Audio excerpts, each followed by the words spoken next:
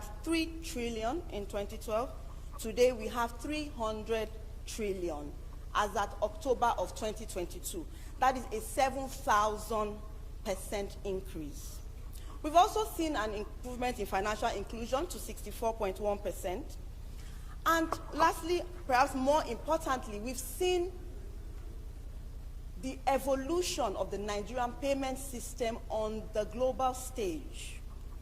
Nigeria is judged 6th in the world for instant real payments, and we are only behind countries like India, China, Thailand, Brazil, and South Korea. We are the only African country in the top 10, and this has been as a result of some of the initiatives that have come off of cashless. Also, electronic payments and real-time digital payments have estimated to contribute about 0.67% to our GDP. Going to the cash withdrawal limits that were issued in response to the feedback from Nigerians, in response to the comments that were made by this revered chamber, we took those feedback on board. We did mention, and the CBN governor mentioned, that we'll be flexible in the implementation of this policy in response to stakeholder sentiment.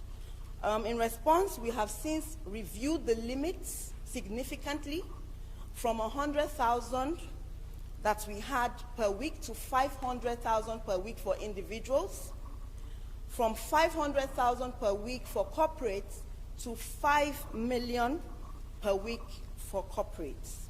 We've also amended the processing fees from 5% and 10% downwards to 3% and 5%.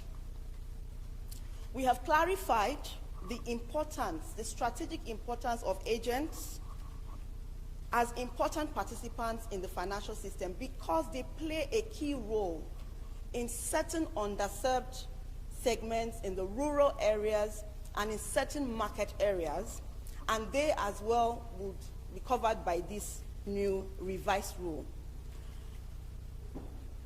Just to round up, I thought it was important, Mr. Speaker, to give some justification as to why these limits are required now and why it is time for us to get cashless nationwide.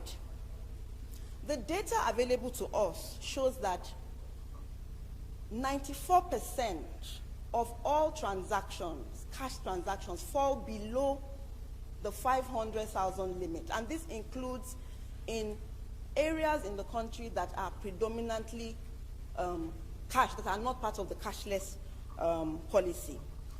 82% of corporate transactions also are below this limit. What does this mean? It means that 94% of all individual transactions will not be affected by these fees that we have talked about.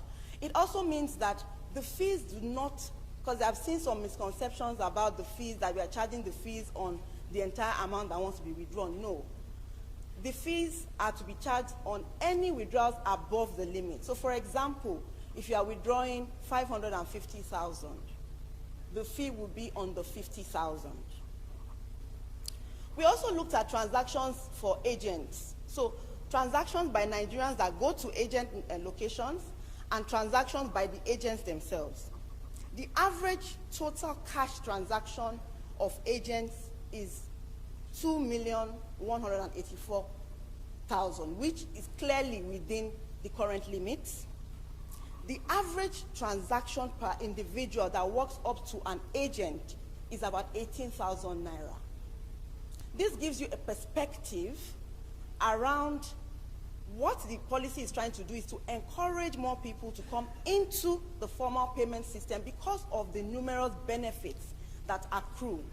It means opening up our rural areas, opening up the underserved areas to economic opportunity, to payment opportunity, and connecting them into the formal system.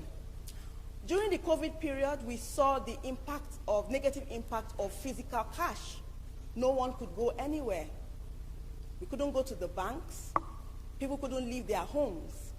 It was the electronic banking system that protected and served those below the poverty line that would have had their livelihoods at risk.